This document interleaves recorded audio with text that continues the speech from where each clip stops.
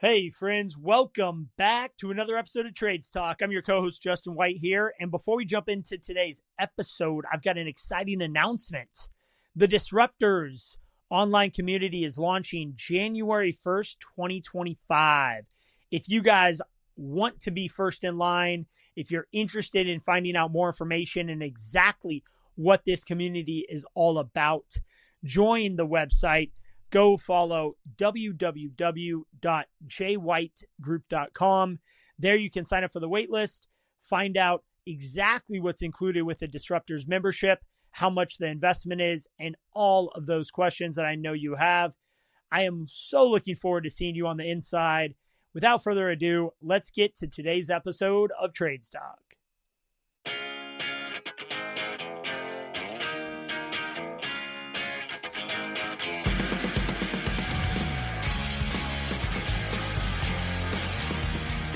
All right, welcome back to another episode of Trades Talk. We're here today with Chase Gallagher. I'm excited to dive right into this. Chase, why don't you give everyone a little bit of a background about who you are, where you're coming from, and what you're doing today? Yeah, thank you, Maggie. Justin, thank you guys for having me on your podcast today. My name's Chase Gallagher. I'm 23. I own a landscape construction company in the Philadelphia suburbs.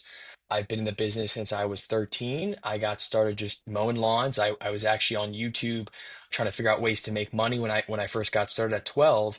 And I came across this guy named Geek to Freak. I don't know if you guys are like OG YouTube watchers in the lawn care space, but he used to have a channel out in St. Louis, I think he was.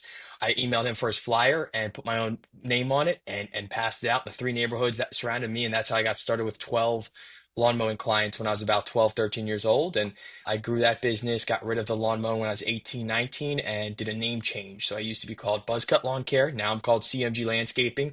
And that's when I went all in on project-based landscaping, design and build. Nice. Well, congratulations. That's getting started super young.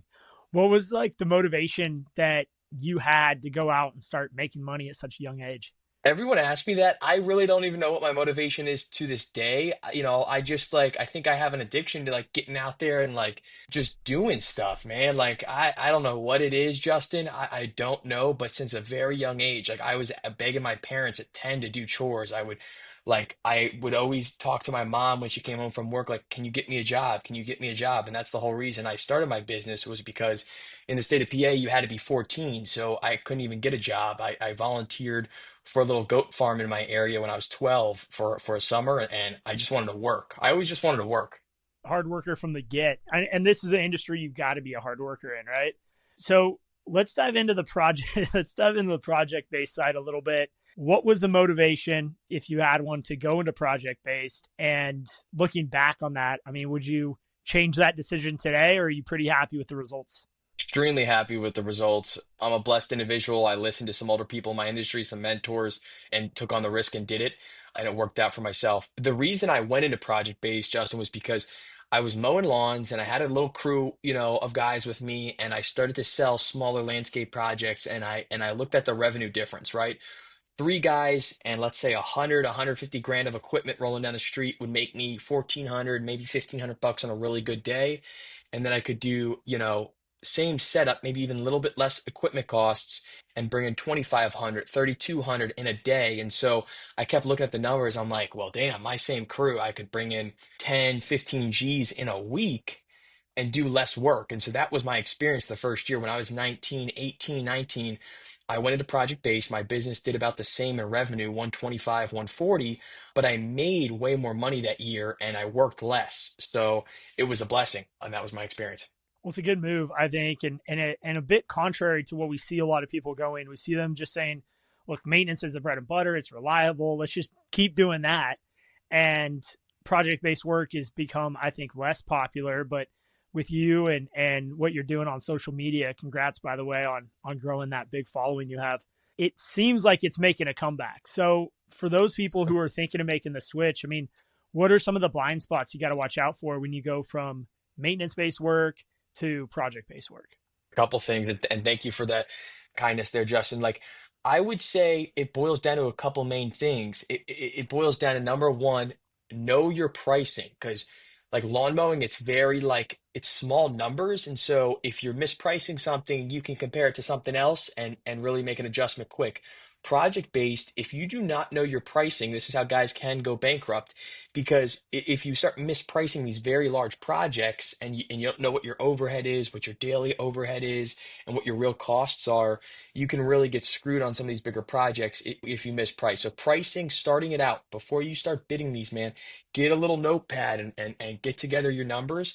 And then number two is like we know it's not reoccurring, right? It's not like tenants paying me rent every month. So you have to have a sales and marketing aspect, like very key, drill it into your guy's head. Like you have to promote your business or the faucet's going to shut off and your team, you're not going to have any work.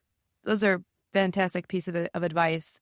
Going back to the pricing side of things, I think this is an area of opportunity and learning here because it's something that sounds so small, but is actually the most critical thing you can do. And so how did you, besides the notepad, like how did you determine what went into your price and where you wanted to land? And so maybe someone just starting off and you're giving this advice, like where would you have them start with as step one to determine knowing their pricing? That's an amazing question, Maggie. So what I have my CMGU students start out with is like on their first call, we look at their numbers and what their lead generation sources are. And so the first step to knowing your numbers is knowing your yearly overhead costs. So what we do is sit down on an Excel sheet and just start typing up. All right, what do you spend on marketing? Well, if you want to grow your company, you're probably gonna have to bump it up a little bit. So we add that in. What's your insurance, your truck payments, your equipment payments, your shop rent? Your website costs, like your SEO, all these things. Do you have a PO box? Do you have cell phones? What's your software cost, right? So all these things start adding up and guys sit there and they're like, oh yeah. And then, we start comparing sheets. What does CMG's look like? What does theirs look like? Oh, well, what about this? Well, what about maintenance? What about inspections? What about registrations? And you start adding this up and you're like, oh crap, like these guys, maybe they think they had 50 grand of overhead and they really have a quarter million or salaried employees, office staff, office rent.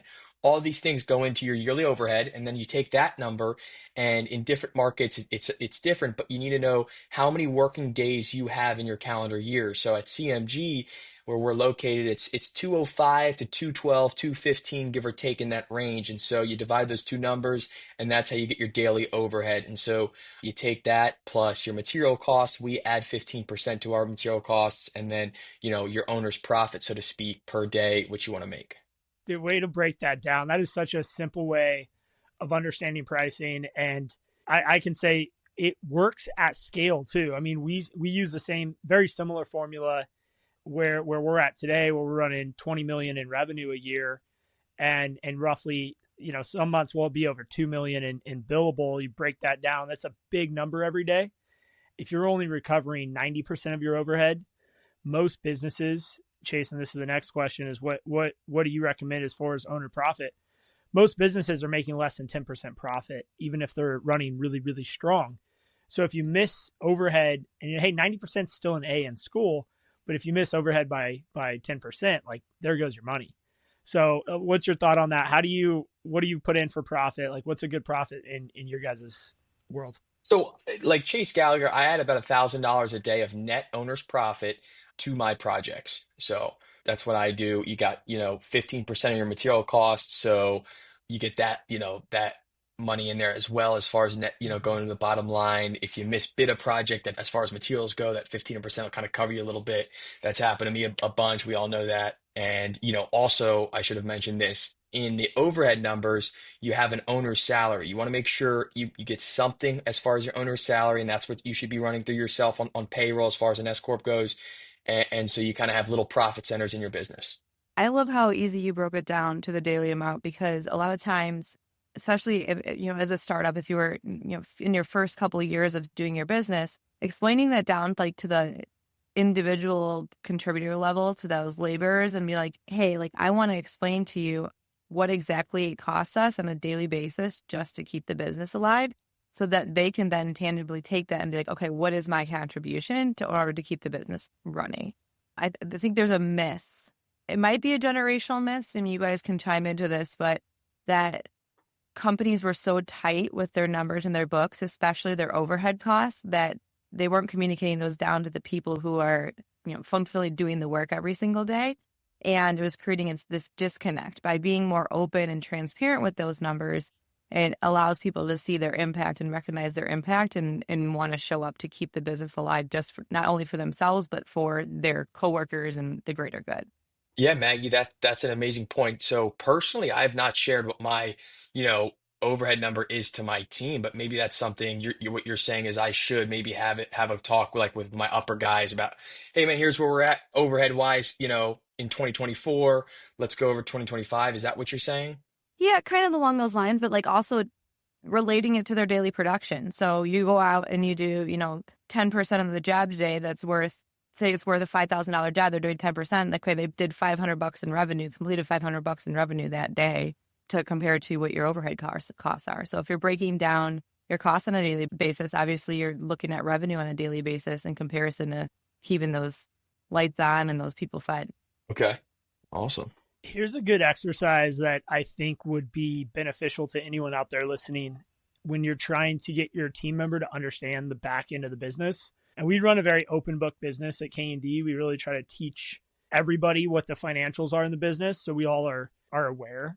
I have a saying, I don't know who I got this from, but someone told this to me, is like, if you don't tell your team members what your net profit is, they'll just assume it's your gross profit. So they'll think if you're making, $2,500 in revenue a day, they're thinking you're probably taking home $1,500 in profit every day, when in reality maybe it's 500 or 1,000. So anyway, that's a thing. So the exercise that we did is we took the 12 months of the year and we did a P&L for each month, and we gave each team member the revenue in pennies. So basically, let's say you have $100,000 in revenue one month. So we gave them 100 pennies. If you had 80,000 in revenue, we gave 80 pennies. If it was 120,000, we gave them 120 pennies. So everyone got that many pennies. Basically, you can divide your revenue. If it's 100,000, a million, or 10,000, you could just use that formula. So not everyone got equal amount in revenue, because as we all know, the revenue per month is different. And then we had our finance person go in and collect. And her first round was, hey, I need to take payroll out for our direct expenses for the people who worked that month. So you collect let's just use 100 pennies. You collect 40 pennies in labor. And then the next time you come around and say, hey, we need to pay all the material for this month. You collect another, 20 pennies in material. So you got 40 in labor, you got 20 going out. And then they go, okay, well, I just paid all the expenses. It's like, oh, well, now we need to pay the marketing. And we broke it out in buckets, like marketing, equipment, basic operations, and salaries. So it's like, oh, we need another 5 pennies for sales and marketing. We need it. And it's really funny because some of the months that we only made, let's just say 80,000 instead of 120,000, they ran out of pennies, but we still had money to collect. And they go, I can't give you any more. I'm out of pennies. We say, well, then you got to borrow from someone else in here from another month that actually made money. And they started to realize, oh, this business actually doesn't make a lot of money. And some months we make no money. And some months we make some good money, right? So we had like 3 or 4 months where they had a bunch of extra pennies, 3 or 4 months where we had no pennies, and then a few other months where we had, 5 or 6. That exercise, and especially doing it with every single person in your company, if you have like, I think 20 to 30 employees is about as max you can do this exercise with. Break them out in groups of 12, and you as the owner, you have a finance person come around and collect. It's really interesting to see everyone's brain turn on about how much money it costs to run the business, and they start to understand it. Chase, what do you think about that exercise? I mean, do you feel like that's something that would be valuable to small business owners? Justin, I think that's an amazing like team, team building thing. Maybe have some lunch included for the guys. Like, I mean that could be good. I'll have to maybe try something like that. It really just it gives these guys perspective. Like, yeah, you might be doing $80,000 projects, but that does not mean Chase Gallagher, Justin White is netting 40 G's in our bank account, man. We still got to make truck payments and payroll and all sorts of stuff. It adds up. It adds up. Yeah, I remember when you told me about that, Justin, the first time. I was like, that is just any business, whether you're in landscaping or regardless, like such a fantastic way for people to explain just general business finances, something that, probably should be taught better in school and in college, but I can go down a whole rabbit hole on that. So one of the things, though, I wanted to try to change topics here, because one of the things you are doing, Chase, is you're teaching a lot of people. And so you have this CMG University. Can you tell our listeners a little bit about what that is, how you decided to get started with that, and just like what is all included in it? Yeah, Maggie. So CMG University is an online coaching program. It's 6 months, and essentially what we do is it's mainly for landscape business owners. However, I have coached pool service guys, electricians, plumbers, things like that. And really, it's just a deep dive into your business. It's all right, like what did CMG do to get to the 1.5 mil in revenue mark? How did a Chase Gallagher transition out of lawn care, get into project based, be profitable with it, flip it into a couple other things, and that's exactly what we do. So the first couple calls are one-on-ones. It's we lock in on the numbers on our pricing, right? Because you got to have that back end fixed, and then from there, we focus on lead generation and everything in between from software, marketing, organic marketing, how to convert a client base from this service into another service, all those kinds of things.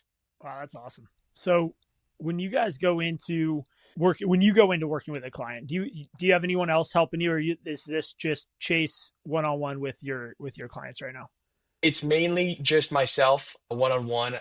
We have some back-end support as far as marketing teams and things like that that will get involved per the student's needs.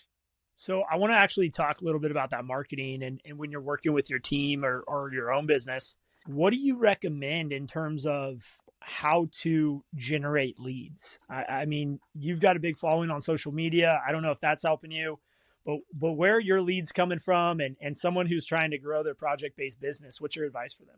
I mean, I have so much advice, man. As you know, Justin, like you see guys just coming in and you're like, oh, I want to tell you a million things, and then it probably gets overwhelming to guys. To boil it down, I would say if you're just getting into project-based landscaping and someone's looking to create leads, number one, you need a clean website. Invest in a website. And I tell people this online all the time. If I'm just getting started, I want to go out and look at the F-250s and the dump trucks and buy all this equipment, man. Stop that type of thinking and invest into what's going to produce you a lead, because a lead is someone that's interested in buying your service, and that lead can convert into a check in your hand, and ultimately that's what's going to pay for that equipment. So start at the top, websites, online presence, a personal Facebook page. So if someone's just getting started in this industry, go on Facebook, go to your local Facebook groups, go add. You can have up to 5,000 friends on your personal Facebook account, and there's an audience of ideally 5,000 local people. And then you want to make a couple posts about your new services that you're providing, the new direction of your company, things like that. And so you kind of combine a couple things, right? Do all these things at once. Get a website, professional website, a Google profile, convert your personal Facebook page, start making a couple videos. People buy from people. So when you're posting on social media, especially for your business, try and show your face. You don't have to every video, but just try and do it. And then on the back end of that, Justin, one thing I was huge about as soon as I had the opportunity to do so was networking. Like, and I'm like a little networker to this day. I go around and meet people like, so I joined a BNI group when I was 18. I tried to join it before. I didn't realize they had an age requirement. So I was like 17 in this thing in this early morning meeting, like just signing up in the back. And she saw my ID. She's like, well, you got to be 18. I was like, oh, so I joined a BNI and I was in there for 2 years. And it's kind of like the combination, right? So like local people see Chase Gallagher's Facebook and Instagram and TikTok and da da da. And then I had this other group of people from my BNI group that were like 40, 50 local business owners. And obviously, as we know, business owners know everyone in town. Like that's just how they do business. And so those two worlds started to collide after so long. And like, if I got a lead from Facebook, well, this person also knew me from Irene McFadden because Irene painted her house, and there was like a real connection. And so like those two worlds came together and really helped me build my presence locally for my landscaping business. Nice. Gosh, and so much of what you just said requires very, very little financial investment. It's just putting yourself out there.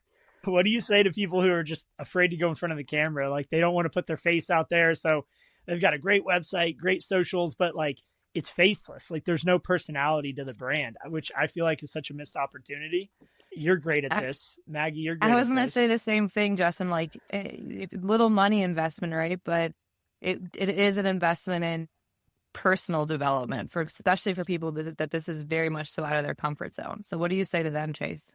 Yeah, I got so much to say, but like one thing too, I want to I tell people it's like, and maybe it's simpler for me, but I just tell people, guys, go show up at places with a smile, like whether it's Starbucks, your gas station, I don't care. That's all I do, whether it's the cigar lounge or wherever. I just show up with a smile and just say what's up to people, and that's how I built like crazy relationships.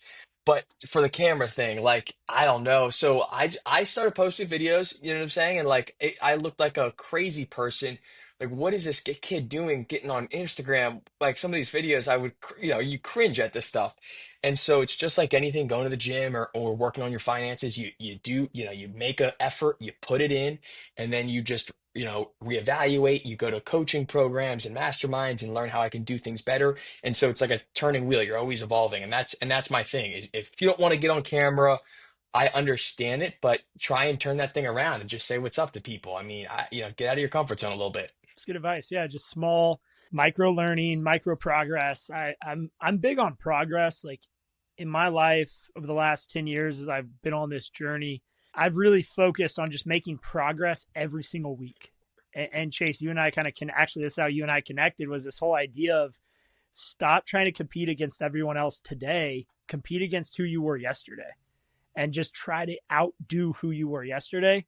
And if you can do that, you're going to put yourself in the best position possible for success. Exactly, Justin. I agree 100%. So you mentioned finances. Maggie, do you have any other questions? And Chase, do you have anything else on landscaping before I start asking you about real estate and finances? Because I want to get into that. I love the landscaping business. It's a couple key components like we just discussed. Market, promote your business, price right, buy the right equipment, right? If you want to, and I have questions for you, Justin. I got a list of them right here. But like one thing about, this business we're in, it's very hard to recruit and retain a team. And so like my current team has most of them have been with me for the past 4 or 5 years. And, money's only one aspect of things. Obviously, you got to pay guys good, but like, when you have older guys in the industry that you can recruit with you and be with you, like that's experience you're buying. And then on top of that, equipment, right? Like a lot of guys try to go for this cheap used equipment. And I would stop that type of stuff because me and Justin both know, like, go buy the new stuff, get debt on it. It's a write-off and you're going to have less variable costs. Yes, you're going to have a monthly payment on a truck payment on a skid steer, and you might not like debt, but it's overall going to help your business with the write-off, with your team's overall appearance, right? Like when my guys are pulling up to the gas station and everything's brand new and they're talking to their, amigo friends right next door and their stuff's breaking down, it's a different morale to your team. So one thing too is like, try to invest in equipment. Yes, your guys are going to beat it up. Like, you're going to get frustrated, but it's part of the business. Justin, haven't you guys won jobs specifically because of the look of your equipment? Yeah, it's a funny story. And Chase, I totally agree with that. You have to have good equipment that attracts the good team members. They want to work on jobs with companies that have good equipment. So one job we're bidding, it's $350,000. This is like 2-3 years ago. It was a big job for us at the time. Would be a big job for us today. And the client decided to go with us through this interview process of a few other contractors. And we always ask, what was the deciding factor? What really was the last moment that you're like, okay, Candy's the one? And that I recommend everyone ask that question because it gives you great data. And they said, it was your clean trucks.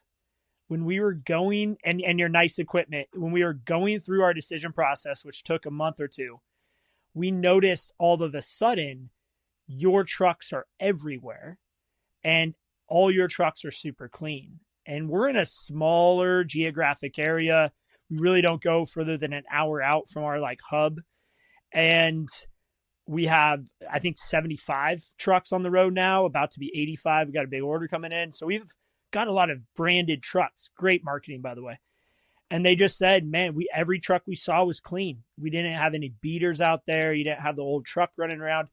Now, I will say we do have 2 beaters running around. We just don't have our logos on those. So you don't know whose it is because we have enough vehicles where we're okay with that. But that's what you've got to have out there, guys. Your brand is so important.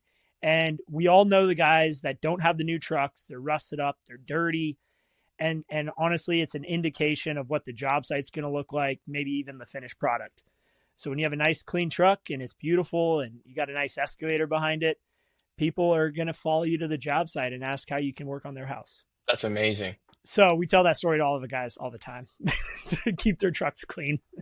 Well, it just feeds into to the investing in your business side, the global discussion around investing into your business, whether it be, we get that question all the time at Aspire. Your software is the most expensive one out there. Yes, but what comes with that? Like we're selling a premium product with premium customer service, with premium sales experience, all of these things tailored to your business with industry experts on staff to help you. Of course, it's going to be a little bit more expensive. So just investing in your business, whether it be trucks, uniforms, whatever it may be, the importance of investing in your business.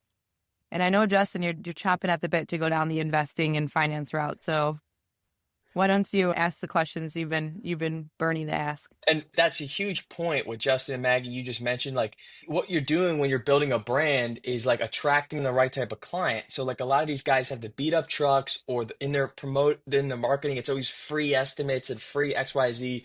I tell all my students, cut all any free word, get it the heck out of your marketing.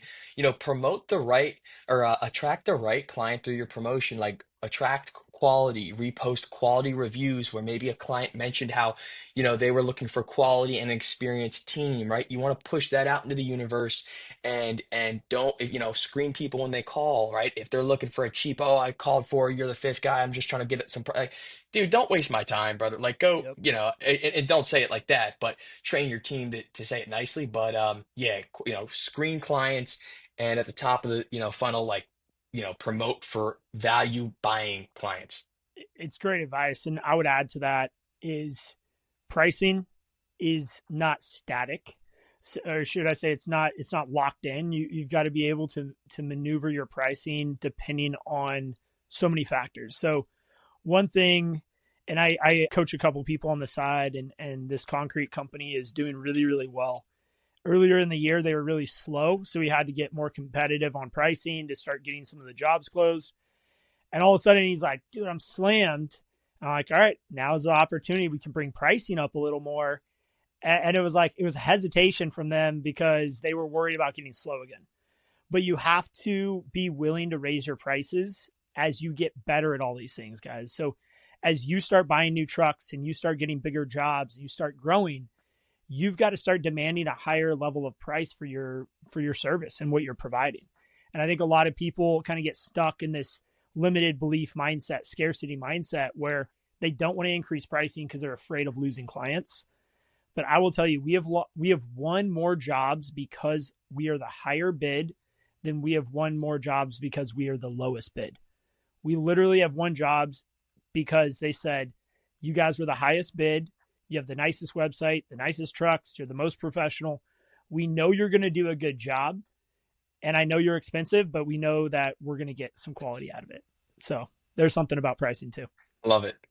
All right, investing. So you got into real estate pretty early. What was like your first deal? What did that look like? Did you own your own home when you did that? Tell us a little bit about that. Yeah, so to give you guys some background on it too, this was one thing that sparked my whole journey at a young age. I read Rich Dad Poor Dad over the summer months, going from seventh grade to eighth grade, and then eighth grade I was 12, 13 years old. That's when I started my business, and so I read Rich Dad Poor Dad. I was so naive back then. I was going around like hanging out with my boys, like, oh, I'm rich, because like the book almost made it seem like you have the mindset you're rich. You know what I'm saying? Yeah. So I was like that. And so I didn't have any money, obviously. So I started a business. I had to earn more money to save money. So I had been saving my money throughout my whole business career up until, I still save my money, but I bought my first property when I was 20 years old. And the story behind that was I was paying my old landlord rent, and he was like yapping about how this one guy he had lined up to buy the back half of his property wasn't coming up with a deposit. And my smile kept getting bigger and bigger. And I was so naive back then. I was like, Elkin, I'll give you $10,000 more than whatever he's offering you. And he was like, oh, all right. And so he had to think about it. He was like, well, let me give this guy some time. And so let's say a month went by. I did my due diligence on the property, and I was talking to my project manager now, Wes, and Wes was like, yo, just lowball the guy, see what he does. And I was like, all right. So I actually like lowballed him 50, 60 G's on it, and he accepted it. I wrote it out on like a little piece of paper, sent him a picture of it, and it was an owner financed. It was raw land. It was two different properties that are next to each other, total of 32 acres. And he accepted it, gave him $85,000 down, and we termed the debt out over 10 years with a balloon payment. So it was 2,400 a month, and I went from like a little yard space to owning 32 acres, and I was like on top of the world. I had my little compact tract on the weekends trying to clear yard space, and then I was like, we're not gonna be able to do this. And so We ended up buying a skid steer, and it was a whole thing. This was also around the time of my kidney transplant. So I was like, I remember sitting there, I was like sick, signing these docs and giving this guy his money. And like, then I was in the hospital signing papers for the skid steer that got delivered. It was this whole thing. But that Wow. was my first property. And dude, that one has done very well. I'm actually in the process of, so that owner finance debt I paid out the end of last year. And now I'm in the process of refining, getting a line of credit on that property. And so I can keep going through my other deals. I can answer any question you guys got. Well, I mean, first off, I love the strategy and the owner financing strategy right there. Not too many people ask for that. Yeah, and I guess this guy is an older dude, so back in the day, I assume like guys just used owner financing more. That's how he acquired the property.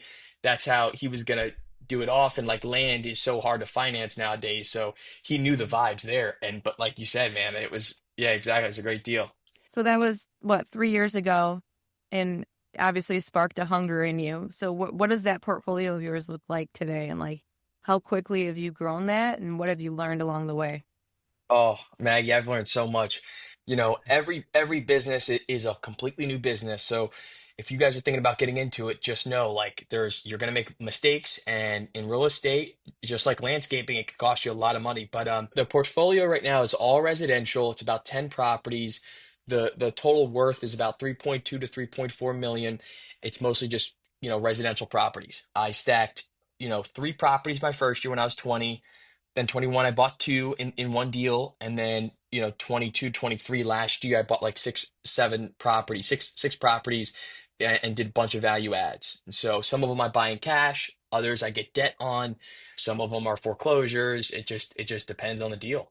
Are you doing a lot of fixer uppers? Like, are you kind of flipping in a way value add and then renting them? Are you selling them? Or are you kind of more focused on? Tell us a little bit about that. What's kind of your structure once you buy it? Yeah, so it depends on the market. So let's give you real markets. You got Pottstown near me, and then you got where I live, Westchester. So Westchester, the highest appreciating, quickest appreciating market in all of the county. And so Westchester, I bought a 2 unit and I moved into the property and lived there for a year. So I bought that with 5% down. And then when I did have, fully rented out and tenants in it, the mortgage was 3,300 and it was, total rents were 4,300. So that's a great deal. I bought that for $436,000.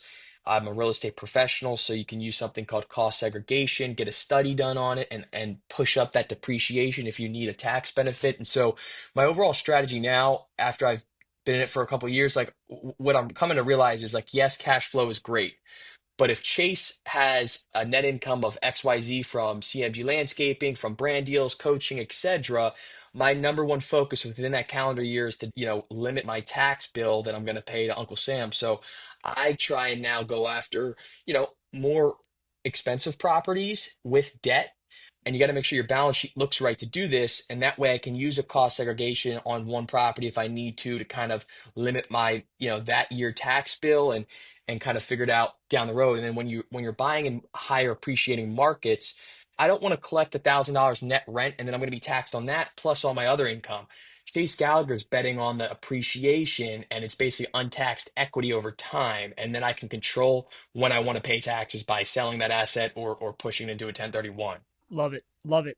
So when you cost segregate and you bring that depreciation up, that amortization schedule, what's kind of, how many years let's just say you have a 30-year loan, how many years of that depreciation can you take in the first year typically? When a regular individual buys a property, they can depreciate the purchase price of that property by 27 and a half years. So if it's a $100,000 property, you're about 2,700 a year an individual can use of depreciation. You have to legally be a real estate professional to do this. You can pay, it's not cheap to get a cost segregation study done. And what that does, that study basically pushes that 27-year period into a 5-year period. And usually you can take between 20 to 30% of the purchase price within that first year as a real estate professional once you get a cost segregation study done. All right. So yeah, you're able to take, if you buy $100,000 house, you put let's say you put 10% down, right? So you're out 10 G's, but you're able to depreciate 25K of that. So that's where you're getting an outsized savings on your taxes. And this only works obviously if you have a nice profitable landscape business, for example, to then offset against that net profit of that other business. And so this is how I look at it, Justin. That Westchester property, 436 purchase. I put 5% down. I think all in it was about 42 G's down. And then that first year, I was able to do 90 grand in depreciation on that property. So let's just say my tax rate is 30%. What's 30% of 90 G's? There's 27,000, you know, return, so to speak, on the 42 in the first year. So it's like little things like that. It's like that. I think that was a great deal. I put minimum down, cash flows, saved 27 G's on taxes that year. Yeah, so it's not free money. I don't want anyone to think it's just like you're getting free money from the government. But if you have a tax burden you're going to pay, you could reduce that tax burden substantially by investing in real estate and providing long-term assets. I keep going back to, and not that age matters, but you're 23 years old. And like when I was 23 years old, I had just bought my first house, and trying to just go back to like the mindset that I was in, very different. And so I'm really excited to see just how much your knowledge, how much you know, how much you've done in just, and you're so young. My question for you is, how do you learn all of this knowledge? What are you reading? What are you listening to? What is important for Chase to prioritize, to take in, to continue to on this path that you're on? So a lot of the real estate stuff, I hired a mentor, right? Like that's going back to your coaching thing. I started posting videos online about my business, about my lifestyle. I started getting inquiries about it. But so like the real estate and most of the stuff in life, I've gotten around people and asked them questions. I'm a curious little person. Like that's just how I was since a little kid. And I'm like that today. So ask questions, download the knowledge. And then most importantly, anything in life is 90% execution and work ethic. So like, doing this has not been easy. Tons of difficult days, tons of pain in the ass tenants, tons of, docs and loans and BS that I'm sending to my bankers all the time, like 10 o'clock at night, last night. It's part of the lifestyle if you want to do it, but definitely get around the right people, learn and succeed. Like just learn from guys that have done what you want to do and just take it for what it is. Sometimes in my head, when guys are telling me do XYZ, it does not make sense at the level I'm at. But if I just trust the process and listen to them, a lot of times in life, it just comes around. You're like, and then it, pops and you're like, oh crap, it did work. You kind of see it full sight type of deal. What's your go-to question if you're approaching someone like a Justin or someone who's a business owner in the industry or someone in real estate? What is your go-to question that you're gonna I share? say, yo, you got a jet? And then if they say no, I was like, oh, no, just kidding. I'm just messing around. So when you're dealing with like wealthy or rich dudes, like it's all cute and all to be like nice car dude and stuff like that. But what I've learned at least is like, hey, let's slow down. Let's build some sort of relationship first. So like, if you're a young person, you like, well, how did you do? What do you do? And people come up to me and ask me that stuff. And obviously I answer, but if you're dealing with really wealthy dudes, you want to kind of approach them slow, build a relationship, like be their friend. You know what I'm saying? They don't want to get hit with a million questions. They don't want to think you're part of the IRS. Like let's just vibe and do something or hang out or something, and then kind of slowly build, that level of curiosity with them as your relationship builds. That's my biggest piece of advice. If you hit them too quick, it's just not going to work. God, that's such great advice. I use this metaphor saying like a bridge of trust. And you have to build, at first you meet someone, you have a bridge, right? But it's super light and you can't really drive anything across it. Over time, whether it's a few hours or a few weeks, you build this strength of a relationship where you can ask them questions that, you got to be careful, but you can ask them questions that would potentially put them into a bad situation if that word got out that they told you this. And so you got to be really careful about the knowledge that you receive. And I think at a young age, right, we want to brag about the knowledge we know and who we learned it from. And I'm regularly getting opportunities to network and talk with billionaires, but you don't want to go and say that you had that conversation with someone or talk to your friends about it. I think you got to be really cautious and respect the boundaries. And if you do that, you build the rapport and you build the relationship, because most of these people that I've met, Chase, I don't know about you, but they want to tell people the secrets. They want to give back to the next generation. And if you're just a willing participant and you listen and ask questions and are curious, also you don't try to sound better than you are or bigger than you are. You don't try to assimilate with them. Just be curious. And yes, I don't know. What's your take on that whole situation? Oh, Justin, I love it, man. So like I have friends that are like, I don't know. I got 60-year-old buddies at the cigar, like, you know what I'm saying? Then I got young guys that are my age that, you hang out with, and they're boasting about their little Rolex or whatever car they're driving and stuff like that. And it's like, you're so right. When you're around wealthy, rich people, they do not give a crap what watch you're wearing, where you go to dinner, what car you drive. Just be yourself. We're all human beings in the same room, and just kind of vibe out, man. Like I always just I treat everyone the same, whether I'm picking up my coffee at Starbucks or like you said, I'm sitting next to a guy that's worth $250 million and we're, looking at real estate or, out to dinner. It's just everyone's the same, treat everyone the same, but yeah, do your best to get around these people.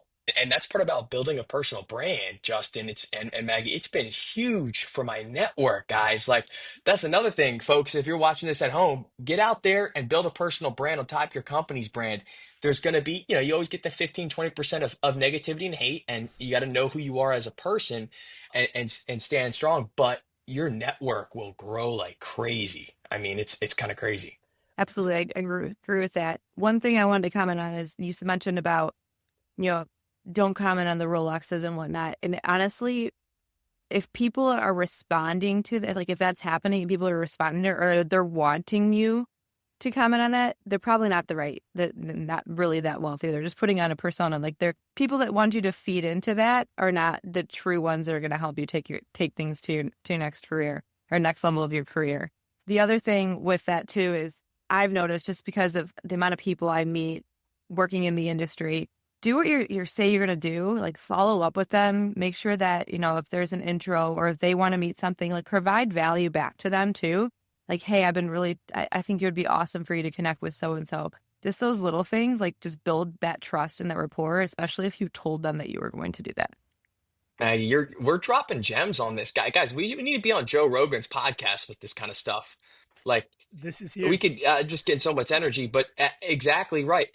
That's what I define as a man. If you're a man, you're gonna put your word out, and then you're gonna do whatever you say. And so, like, so many guys in our industry, and across the world, right? There's the scam artists. There's all sorts of guys, like, but you got to do what you say. And so, definitely don't mess it up with a wealthy person you're trying to build a connection with. I track a key performance indicator, and in my business, we track KPIs every week. Everyone does. But as I've climbed the ladder to CEO and I've passed over responsibilities to my chief operating officer, I've had a hard time coming up with KPIs because today my job in the business is a visionary. So it's to set the vision for the next 3 to 10 years. That's a hard KPI to track. So my KPIs today are kind of interesting. One is how many new connections, like how many new contacts did I add to my phone last week? And that is a general KPI. I track that. My second is how many introductions did I make last week? And so how many people did I connect? And I'm always at conferences and I'm always looking when I meet someone and they're talking about this. I was like, dude, you gotta meet Bobby over here. Like you're a marketing guy. He's a marketing guy. You guys got to talk because I think there's a lot of synergy. And so I track this, and it was really funny. After Equip, I had like 52 new contacts. And then after Elevate, I had 40 new contacts. So I've added 92 new contacts into my phone in the last 2 months. And it's because I'm putting attention. It's because I'm putting awareness around it. And I'm tracking this key performance indicator publicly with my team every week, which is kind of a weird thing to do, but that's my job today is to network and vision and create the next path of where K&D goes from here. I love it, man. Yeah, go to those industry specific events. And just like I tell my students and my audience, like if you want to grow a business or anything in life, just focus. Like obviously if you're paid advertising that you got to track, and I need an ROI on that. But outside of that, if you want to keep growing, like just build new relationships, real relationships that at some point, whether it's that person you met at Starbucks or the person that you were in BNI with for 2 years, will buy something from you. You know what I'm saying? Type of deal. Yeah. Yeah, totally. And so we've mentioned social media a few times. Chase, you're an absolute beast on Instagram. What's your Instagram channel? How can people find you? You guys can find me at Chase_Gallagher, Gallagher. And my business Instagram is CMG_landscape. I'm on TikTok, YouTube, Facebook, LinkedIn. Just type me in. I'm on there. Yeah, if you guys aren't following Chase, go give him a follow because he posts constant content It's not just landscaping. There's a ton of motivation. I get motivated from it. So Chase, I appreciate what you're doing out there. Thank you, Justin. Same here. We're going to put Justin on the hot seat. I'm dying to know what questions Chase has for Justin, because usually we're the ones interviewing, and now the tables are going to turn around a little bit.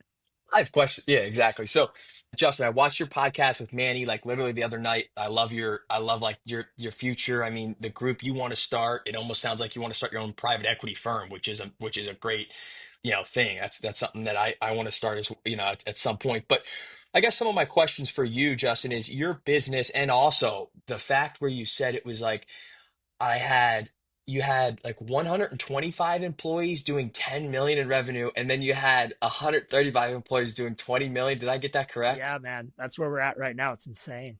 What do you think was the biggest contributor to that? Was it like what were like a couple key things? I think there's a bunch, right? Let me give you guys a 4 pillars as I see it. One is automation and technology.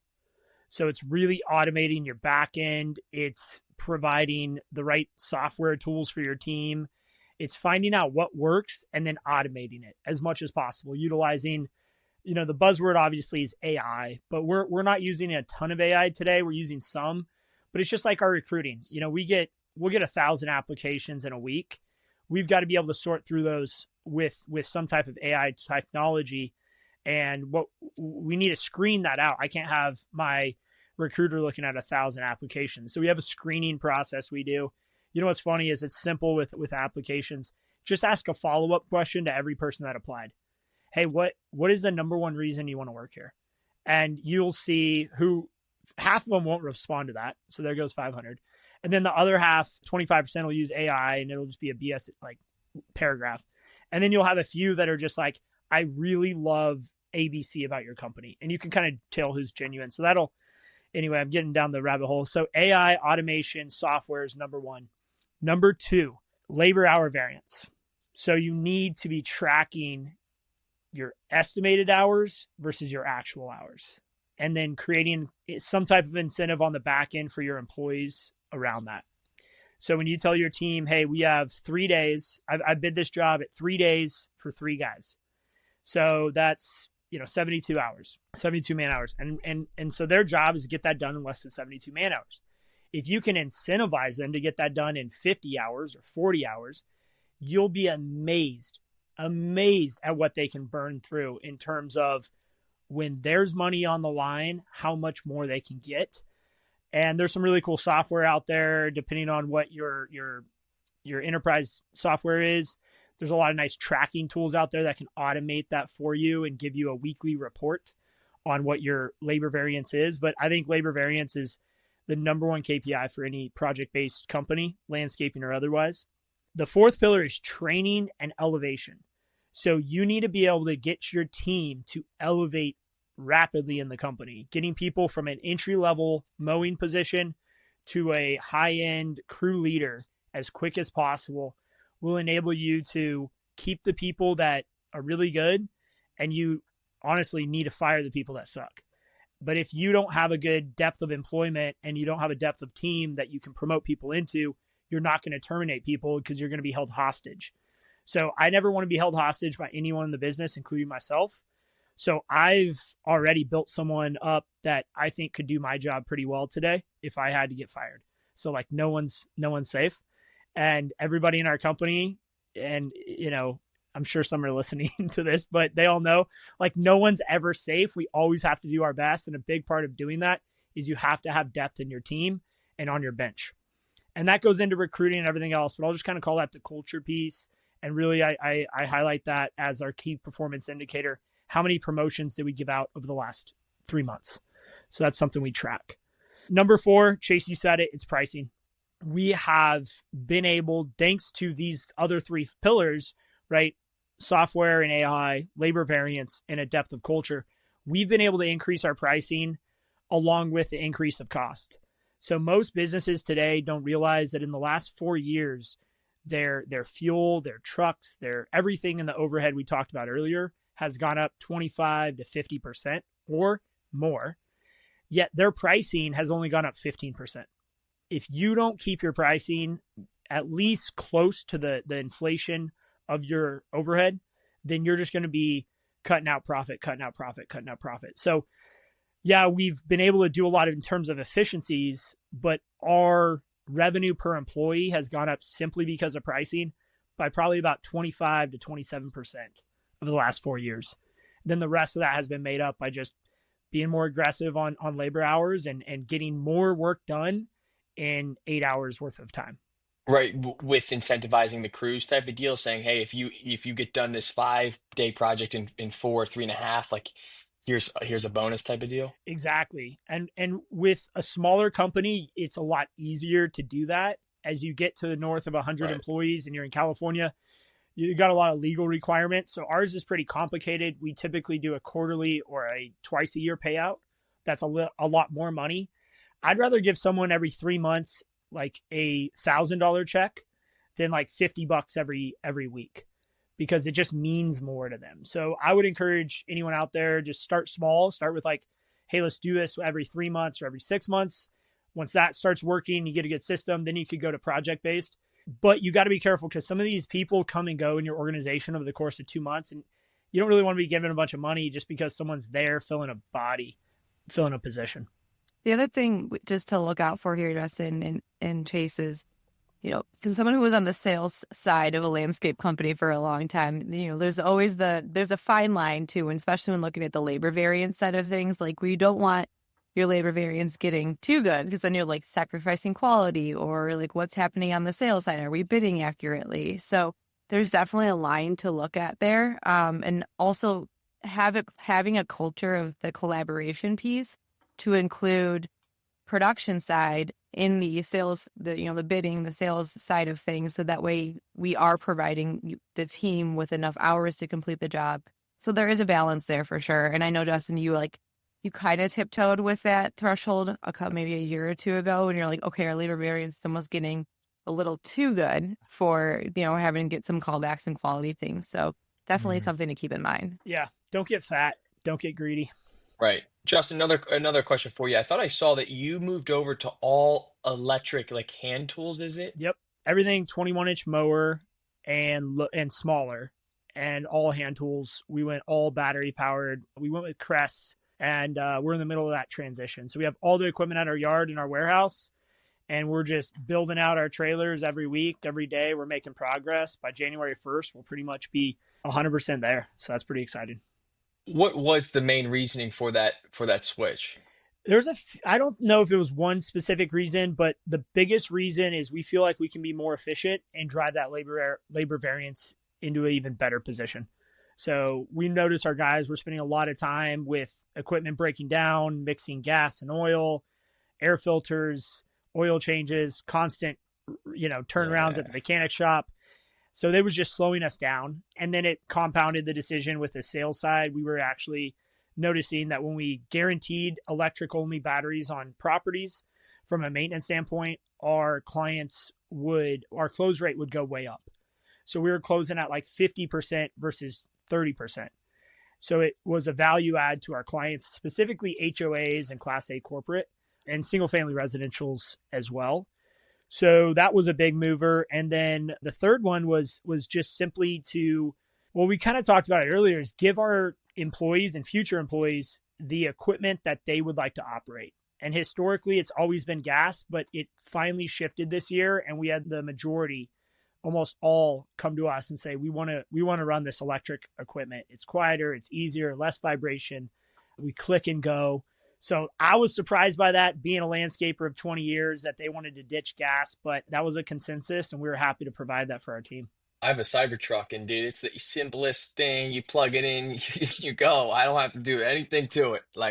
And I can watch Netflix when it's charging. So, is there any tax credit involved when you did that in your state? So there is, but for us, no, just because of our size. So we did not qualify for any tax credits or anything. It was 100% funded by us, although Crest did give us a really good deal, a massive bulk purchase discount. They also bought a bunch of our gas-powered stuff back from us as an incentive. And stay tuned. We're actually got a giant chipper that we're gonna throw a bunch of gas equipment through as part of a promo video with them, which is gonna be fun.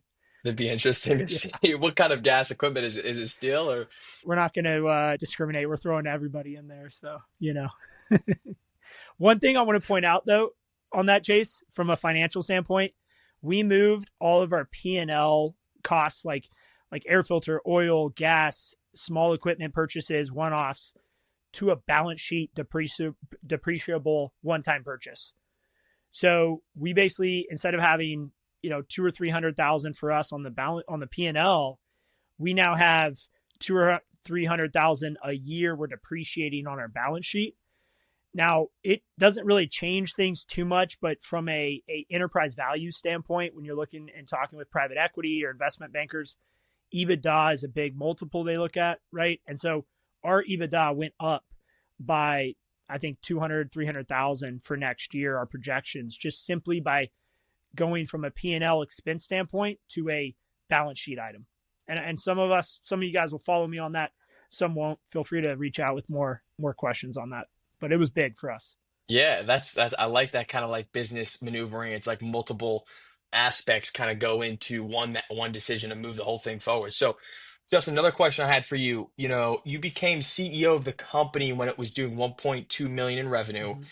and then you brought it all the way up to 20 million. So, what are you? And then you mentioned in this podcast you're only spending 3% of your revenue on paid like marketing and stuff like that. So, what are you doing to bring in those like 50 calls a week in your company that are like and they're like more or less referrals? Is that correct? Yeah, so we get our leads from a few different aspects. One is just Google presence. We're really big on reviews, and in our market, I think we have somewhere around 250 5-star reviews, and the closest competitor I think has like 39.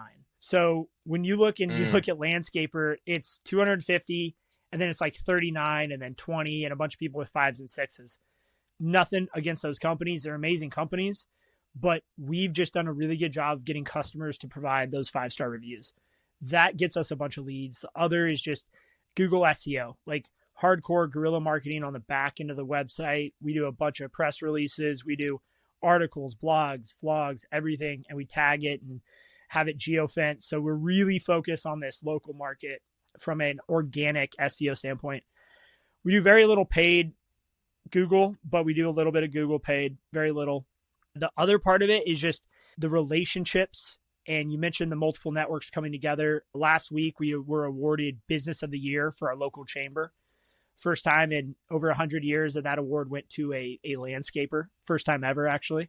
That right there is that is 3 months for me to do press releases and social media posts and open houses. And we're just going to leverage the shit out of that thing for a long time. And that just builds credibility with our community. And why we won that Business of the Year is because we do all these beautification projects. We go out and we beautify the homeless shelter. We beautify the women's shelter. We'll beautify this nonprofit or that nonprofit. And we do it for free. It costs us a couple grand. But the amount, again, it's a newspaper ad. It's not an ad, but it's a newspaper piece, different than an advertisement, right? Now you're getting press. You're not getting ads. It gets picked up and reposted by the nonprofit, and all their friends see it. So we do a lot of what I would consider guerrilla marketing. And then, of course, we just ask our clients for referrals on a quarterly basis. And we just reach out. Hey, we worked on your project a year ago. How's everything growing in? Can we come and take some pictures? They're like, yeah, sure. Okay, cool. Hey, mm. by the way, anyone in your neighborhood that we could check in on, or a friend or family that might be thinking about doing a landscape job? And you go over and you go, man, we'd love to do a free cleanup for you. We'll send 3 guys out there for a day. We'll clean it up before we take pictures, and then say, hey, the only thing I ask in return for this $1,500 cleanup, just give us 3 referrals to people, or 3 names and phone numbers that I can call. And just like that, you got 3 warm leads. So you've got to think outside the box. You really got to get out there and think like that. We talked a lot about social media. This is reminding me, I don't know if anyone has seen the SB mowing guy on social media, but this is Oh yeah. exactly what he's doing. He goes out and he cleans up yards for free, and he makes these social media videos off of it. And, I cannot even imagine just how much he's made off of his downloads and views of these videos, but also he's helping people. And you can tell he just genuinely likes to help people. And so while all this stuff is important for you that to help grow your business, Justin and Chase, like at the end of the day, like you guys are both people who like to help people, and you're not doing it to grow your business. You're doing it because, you want to make sure you're doing right by your community, and in return, your community is giving it back to you. So I love to see that. And if you don't know who SB Mowing is, go find him because he's awesome. Maggie, I ran into him at the Equip Expo, GIE He was Expo, there. not this year, but the year before. And he came up to me, shook my hand. And at first, I didn't know who he was. And I was like, and all the guys next to me were like, you don't know who-" I was like, I got to look him up. So then I looked him up and I was like, yo, this guy, listen, he's doing it right. I mean, all of us should sell our businesses and go post on TikTok and YouTube and do what he does. And we could grow our real estate portfolio a lot quicker. Justin, I had another quick question for you. Please. What are you doing door knockers? Do you have sales consultants knocking doors? We don't. Nope. We don't do any door knocking. Okay. It's something that we've always looked at doing. We just haven't had the need so far. I mean, we're growing faster than we could even really handle, and we've got more leads than we need. So it's in the bag. I've got like probably 50 things of marketing ideas that we haven't deployed yet. That is definitely one of them. And then as far as your team goes, you said 1,000 applications. So are you hiring local, labor force, or do you ever do the visa program? What's your experience with that? Yeah, just being in California and having a year-round season, we have 250 working days. We just don't need to bring in H-2Bs, and so we just go year-round. And we have everybody's local that we hire, so we're lucky, I think, in that way. Just geographic location. All right, smart. That's smart. So, and then what ways are you, posting jobs? Is it on Indeed? What websites are you using? So we use this software called Team Engine, and I'm gonna have to hit them up for a brand deal at some point because I'm throwing their name out constantly. But they're just a super awesome program. They post on all the job boards for you, but I would say 80 to 90% of our flow comes from Indeed. So if you don't want to go with like a full platform like Team Engine, you could go and just go to Indeed. That would be the one place I would go. But your best leads for recruiting are going to come from your existing team. So we will pay our team quite a bit of money to bring in new employees. And that's been our best success. Yeah, I want to look at that and just maybe give like, what do you pay? So like I was thinking, hey, I'll give my foremans, if you bring in another guy that has a valid driver's license experience and he lasts 90 days, I'll pay you $500. Like, is that good or? That's starting. I would do $500 on day 90 and another $500 at 6 months and maybe another 500 at 1 year. Because what you will get is you'll get a buddy system. And we pay a little bit more than that. We'll go like $1,000 at 90 and then another 1,000 at 6 months. So we'll do basically $2,000 for a crew leader. And then, it sounds kind of messed up, but it's just people are more valuable than others. And so for more of a laborer, we'll do 500. Crew leader will do 1,000. And then anything above like a production manager, account manager, project manager, we'll do 2,500. So now you have this person who referred them and they're invested in their retention to help them stick around. And that's a big thing my company's currently going through is, sometimes these guys come on board, especially the new ones, and they don't work well, or the seasoned individuals, some cultures are very protective and prideful of their work and what they want to do and all that kind of stuff. And then you end up, training someone for a couple weeks, putting them on payroll, they get all the swagger, you're doing all this, and it's like, then they leave. And so I like that. I gotta reach out to my team and do that. All Yeah. right, cool. Justin, what does your day look like as a CEO of a 25 million dollar company? What's your daily schedule look like? Man, it depends on the day and the week. I'm all over the place. I travel a lot to conferences, but right now I'm not at conferences. So Mondays are usually my content day where I'm doing podcasts. I'm meeting with coaching clients. I'm usually working from home on Mondays. And then today I got a 2:00 and then I'll go to the gym probably for an hour or two. And then I'll go hit my office up at like 4:30 and everyone's kind of wrapping up their day. And I just go check in. How's your day? How are you doing? Boom, boom, boom.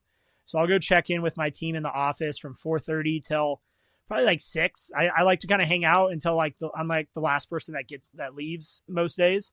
But like by no means, I'm getting there at like 4 in the afternoon. So there's guys that have been there till since 6 in the morning. He was the last one to show up and the last one to leave. Exactly. Yeah. Justin has to look jacked when he goes into the I got office and I rounds got to up the be tuned team. up, dude. I realize like the gym is such an important part of my life and working out and being active that if I don't do it in the middle of the day, I will push it off at night. I'll go, I want to spend time with my wife and have dinner with her and stuff. So like once I have dinner, I'm pretty much like not working out at that point. So I've changed that recently. I try to work out between 11 and 5 or 11 and 4 in the middle of the day. So I'll take a break. Other days I'll be in some type of network meeting. I have a lot of random meetings where I just catch up with people that I know. So I'll do a lot of 30-minute blocks. I'll do probably 10 of those meetings a week. And sometimes I'll just think of someone and text them, be like, hey dude, haven't talked to you for 2 months. You got time for a 30-minute call?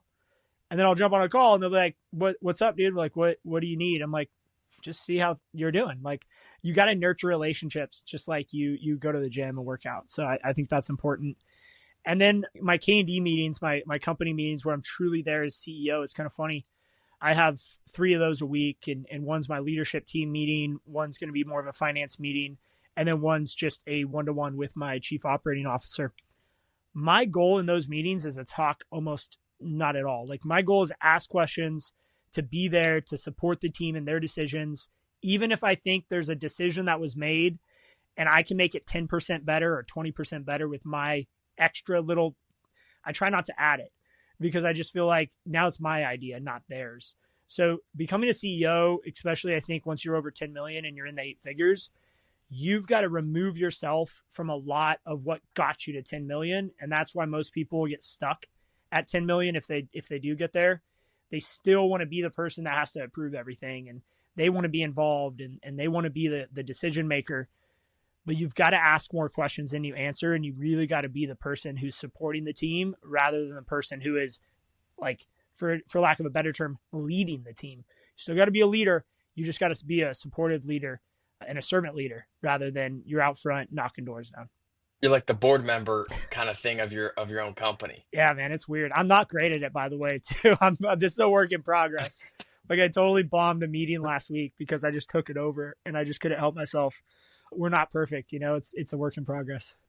I had to pepper a little bit at that question because just knowing Justin like I do, his schedule is insane. Like it's so different every single day. And I'm going to kind of speak a little bit for you here, Justin. I think that one of the advice to probably give someone like Chase is find a good EA because, I think your EA makes a lot of it happen. I try to get time with Justin and it's like, what can we do to figure this out? So yeah, his time is valuable. And I think that's important for you create that value with your time, with how you're showing up. Yeah. Honestly, I don't think you're ever too small to hire an EA. I think an executive assistant can do so much for you that if you can unlock an extra 10 hours of your time and your time's worth, let's just say it's $1,000 an hour. Well, that's $10,000 more a week. That's $500,000 a year. Now you have to have a place to put that time and generate the 500,000, but typically you pay an EA, 80 grand and you get a 10 or 11x return on that investment. One other thing I'll say, I like that, Chase, is when it comes to time management, you've got to get really good at putting the blinders on and saying no to opportunities. I was offered 4 different board positions in the last month of software startups with equity. And I've turned all of them down because I just simply feel like my time's worth more of what I'm currently doing and where I'm currently putting it at. And it's why I only have 2 coaching clients because I charge my hourly rate's really, really, really high because I know how much money I can make in my business every month or every hour. So biggest challenge you get into is you start spending time on low value tasks and things that may be fun and things you did previous. But as you climb that ladder and you get more and more people under you, that's what I've found is the biggest unlocking is finding the right time balance. And sometimes you have good weeks and sometimes you have bad weeks. Yeah, tell me about it, Justin. I agree. It's like, and it's so hard. I feel like it sounds simple, but it's not simple at all to say no to opportunities to just we're both young guys, like we want to go out and crush it and we want to do this, and this, and then you're sitting there at 10 o'clock at night, like catching up on this email and doing all this stuff. And it's like, I guess it's part of the grind, but yeah, you're right. Saying no more often, I definitely needed to do. I'm sure you get That's why I bought less real estate this year too. Yeah, I'm sure you get a ton of opportunities with your network and where you're at. People, are asking, "Hey, coach me for free and I'll give you some equity, do this, do that." It's tempting to say yes to, but it's like, man, it's sometimes you just got to put the blinders on and do what you know that works. Exactly. All right, we're both fascinated with jets, and I've got a little plane. I'm on my way. I've got a little single prop engine four seater. But what's your goal? What's your ultimate goal of the next 5 years? When do you think CMG is going to have its jet? Oh, Justin, I don't know, man. That was one thing I tell people too. Like when I was like 19, I had this Honda Elite Jet on my vision board, and I'd be like, oh, like I could see myself buying it or flying in one by the time I was 60. And then I just like would write down my goals and everything. And all right, I would do the numbers on how much revenue do we have to do at this profit margin to be able to afford a jet, debt service, and all that. So like one thing just at random when you focus on something, it comes, like the time span, right? It used to be 50s, 60s, then it became 30s, and now I'm like, oh shit, I might be able to do something in my 20s. So who knows? I've been saving up my cash a lot this year. So whether that's like buying into a buddy's jet that might buy one and I own a percentage of his, or potentially, doing buying into like a already chartered out jet type of thing in within my 20s is definitely an option. I'm looking at like light jets. I really like a Citation XL. I've flown on them before, and it's like they have that high cabin Mm-hmm. space. Like it's a fast and it looks like a badass jet. So I like that one. A CJ2 would also be great because it only requires one pilot. Yeah, the single pilot is huge, and if you can find a pilot who's single pilot rated in like a Citation 5, which my buddy James is. So I got to fly right seat with him to New York a couple months ago because he's the only pilot the plane needs, and so his clients have so much more flexibility because it's just hit the one guy's schedule that you got to worry about instead of two pilots. And so, yeah, if you can get a single pilot rated jet, or you find a badass ex Navy guy that's single pilot rated, there's not very many out there, but they're out there. I see. So I could own an XL, Citation XL, and have a single pilot as long as they have this special like license. Yeah, and it's hard. I don't even know how many are out there for an XL. It's probably less than 100 that are single pilot rated. But if you get a smaller jet, especially like the Honda jets, there's quite a few guys who are single pilot rated in those. Yeah. So CJ2, like Yeah, I don't know. I think that would be a great like starter jet. What do you want, Justin? I mean, I want the Golf 7. So that's on my vision board. But right now is like I'm starting, since I want to like follow as a pilot, follow the journey. Right now, my next plane is probably going to be a Bonanza, turboprop Bonanza, the A36, and then after that, I want a Pilatus PC-12, and then honestly, it's just natural go straight to the PC-24, the Pilatus jet. That thing is just super badass, and then maybe go up from there to the Citation X or something like that. Yeah, like a lot of like what I tell people, how guys my age like they love Lamborghinis and like the big cars and stuff like that. And I'm into cars kind of, but I'm into jets, man. Like that's my thing. Like I will like just like a good steakhouse dinner. Like I will put if it required my last dollar, and I could own a jet, I might mess around and do something like that. I love it. Dude, it opens up so much for you. We talk about network. So I get to fly in to all these jet centers in my little Grumman Tiger. And I go in the same door as all the billionaires. I get to sit in the same lobby. I get to go in the same pilot lounge as all the pilots. And guess who are in there? People who own jets. So I sit down and they're waiting for their jet to get pre-flighted, or they're just waiting for this or that. Like, what's up, man? And I start talking to them. I'm like, oh yeah, I'm a pilot. Like, that's my little tiny plane out there. They get a crack out of that. And then we just start talking. I'm like, so what do you do? And it's like, oh, I invested in Bitcoin 10 years ago, or family money, or random stuff. And so the coolest thing about the jet world is you go into the jet terminals and you meet great people. And I got to say, like, for people who are in those terminals and who are in those circles, life gets a lot easier when you need to do a real estate deal, or trying to do a 1031 or cost segregation. You've got the network that no one else has, or very few people have. And I think that is why when we talk about buying a jet, the ROI is so much bigger than just the depreciation schedule on those things, which is also pretty fantastic. Yeah, guys, there's a million things. I mean, We gotta, if you're watching, let's get a jet going. Like the feeling you're walking up, there's no security. Like the terminals, you just walk right through, show your ID. All right, there's your jet, hop on. And it's just like it's a crazy feeling. It's like a drug. It really is. No, it really is. Yeah. So I'm gonna be working on putting together. You kind of mentioned it, kind of like a private equity firm, but it's gonna be more of a family office over the next 10 years, and we're just going to be trying to partner with people who want to do something and build a great platform. So as that comes to fruition, man, we've got to be talking and staying in touch on this. Let's run it off, Justin. Let's talk. I'm excited for that. I saw that on Manny's podcast, and it's kind of something like I've been thinking about too, man. How can we use our audience, our people, the people that we jive with to, basically turn ourselves into private equity and like cash out the big checks and ride the G7s over to London. You know what I mean? Exactly. Yeah, it's like those private equity guys are getting 2 and 20, and they're getting 20% on the back end. And I think it's a great market. But if we can create something that is contractor led and contractor based, then we turn all those profits internally within our platform, and we get to keep that 20%. So that's what I'm shooting for. Let's put private equity out of business. Oh, let's do it. You're gonna have a lot of people pissed at me, but whatever. Let's do it. I'm just messing around, but that'll make their heads, that'll make their heads turn up a little bit. Be like, all right, let's offer Justin a little bit more money or something. I'm talking at a conference at some point, I think next year, to private equity, just about why I haven't sold, and helping to educate them around the whole reason that private equity into a family business is such a hard transition for us to make. So I've got a lot of talking points that I'm excited to share with them and talk about it. Money's not everything, even though some people think it is. Exactly. Well, what do you think? Exactly. Is that a good place to stop it, Mag? We're going to keep going. We could do a 3-hour Joe Rogan here if we. Yeah, I feel like I have to play the disruptor here and disrupt you too for we'll play on Justin. What's coming for Justin's word disruptor. But yeah, I'm going to break up the plain talk here. Kind of wrap things up.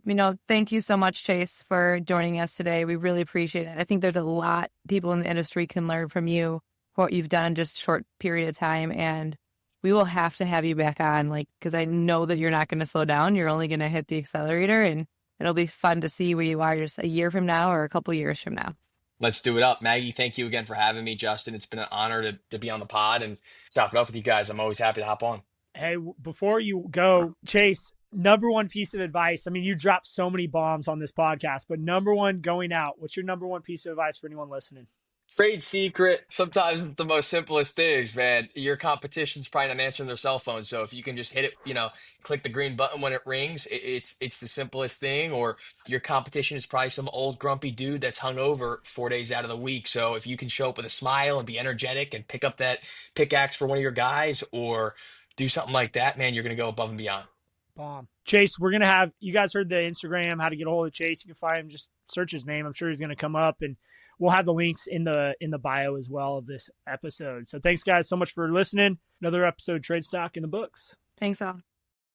All right, guys, that's another episode of TradesTalk in the book. Thanks so much for listening to the entire episode. Maggie and I do this as a passion project. So if you have a chance, please hit the subscribe button, share with one friend, and leave us a review. It goes a long way. And if you know any guests that you want to have on the Trades Talk podcast, make sure to reach out, send us a DM on socials, or get in touch with us. All right, guys, have a great rest of your day.